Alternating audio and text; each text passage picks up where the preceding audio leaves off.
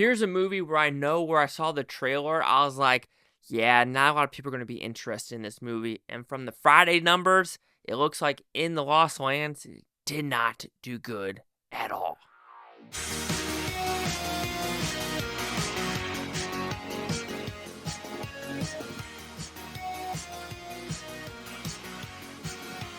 Chase Lee Hockey here with the Blue Futon, reviewing In the Lost Lands. So what's about? Pretty simple premise.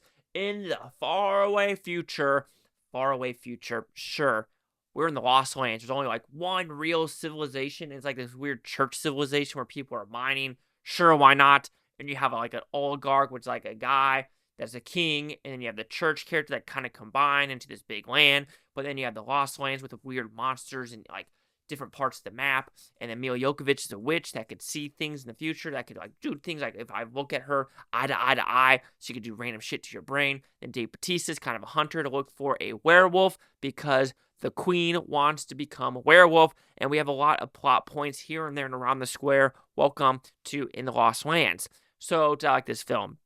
Not really. I felt a little lost with this story. Okay, that's not true. The story itself, you don't feel lost. God, I'm an idiot. It doesn't really connect, or it doesn't flesh out a lot of stuff, and I think that's really unfortunate. And also, it's a very, very green screen soundstage movie. It really felt like they were in LA. They were in the backlots of like Universal or Paramount, and they're like, hey, Studio 6, that Blacklot 6, we're going to have that building for about a month, and we will pay you, and this is just ours. And I feel like that's all they did. They were in that, and that's a bummer, because I'm a sucker for real world stuff, and this is very much soundstage, very much post-production, very much CGI of like, okay, you see that? That's going to be a bird. You see that? That's going to be done. Post-production. And you're just like, ugh, bummer.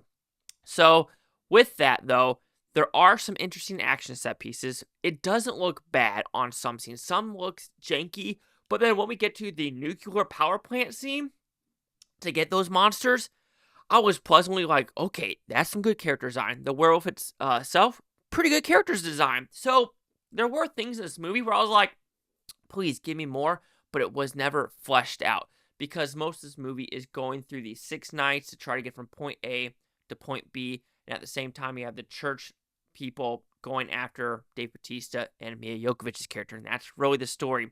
Getting to like the fire pits, like the nuclear reactors and different parts of the land.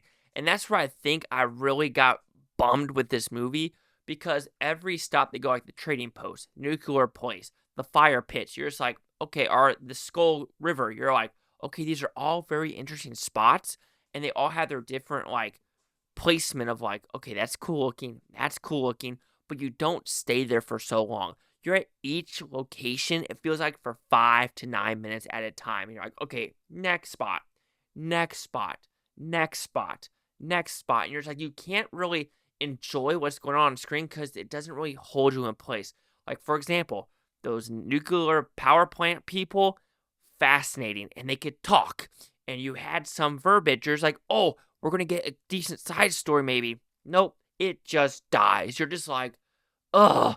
Like, it felt like it had places to go, but it stopped. You're just like, in this world, it's hard to believe it as well, like how all people just flock to this one area. Yes, of course, there's going to be people in the Lost Lands that don't go to this area, but you just don't feel like, what are they working for? There's no motivation of me trying to figure out why each character is doing a different specific thing. Why are some have free willy-nilly to drink at a bar, but why are some kind of slaves just beating away at this rock and mining? I don't know. Like, where do some of these characters come from? How do they get to power? I don't know. It doesn't really explain it. And that's where I think the biggest bummer is. And you're just like, come on. And there's no way some of these characters could actually do some of these side stuff to get to what they're doing, like especially like meeting the witch or having a love interest or doing some things. Like, this is impossible. How this universe is placed and how things and people are at, it just wouldn't work through and throughout. Yes, am I overthinking it? Probably. But I just think that is the biggest fault for me, is nothing is really explained, and when things are done at the very end of the film, it is like a rush job of like, this person's backstabbing this person's backstabbing this person did this person did this, and they explain the last 3 minutes of like how one person saw everything happening because they knew this person would do this person would do this person would do this, which would equate to this person and this person doing that and be blah blah. You're just like, oh, because when something does happen, I was thinking, oh, it's not going to be the ending that I thought, because it opens up with Bautista saying there are no happy endings. So I'm like, oh, okay, so if we end it like this, it's like, yeah, that's a bummer, but I do wish something would occur. But then again, when it does occur at the very end, I'm thinking, okay, that person did something to that person's skin. Does that mean this person is now healed? Or is it still every full moon something's going to occur? I don't know. What is going to happen to this land where shit just went ham? I don't know. And that's where I think is the most disappointing, is this is a short story that they tried to flesh out an hour and 40-minute movie. And while, yes, there were some inklings of like, interesting land, it was just, I'm going to say it was shot poorly. So, I mean, some of the editing wasn't the greatest, honestly, when it comes to action set pieces, and like how one character, like Bautista, was shooting at like the main girl priestess, if you want to put it that way, and every time he shoots like a random bodyguard, like gah, gah, gah, gah, you're just like, oh, like, come on, like, you could do better, right? But yeah, overall, I was a little disappointed. I mean, it's not a rewatcher. I mean, yes, there were some fun scenes. I cannot deny that some scenes were exact for fun, just simply fun. Every time the werewolf on screen, I was having a blast. But other than that, I just wish it fleshed stuff out way more than it did. So In the Lost Lands will receive a 1.5 out of 5 with Futons, which equals at 30%. So see the critics and user scores gave this one. So you have critics a whopping 17% with 30 of them.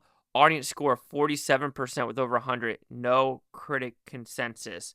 Yeah, you're saying that like my 30% means I absolutely hate this movie. I don't hate it. I'm just more like, you're not angry. You're just really disappointed. 30, 17, 47. Chase Sock here at the Blue Futon. Like, comment, subscribe. One of these Futontopia, you Blue Futonians. Thank you for watching. Have a great day. I'm going to watch this tape tomorrow, week from a month, and a year from now. Every single freaking one of you. If you're wondering where my other hand is, Mickey missed me so much today that he's just connected to me at the hip. More like the ankle.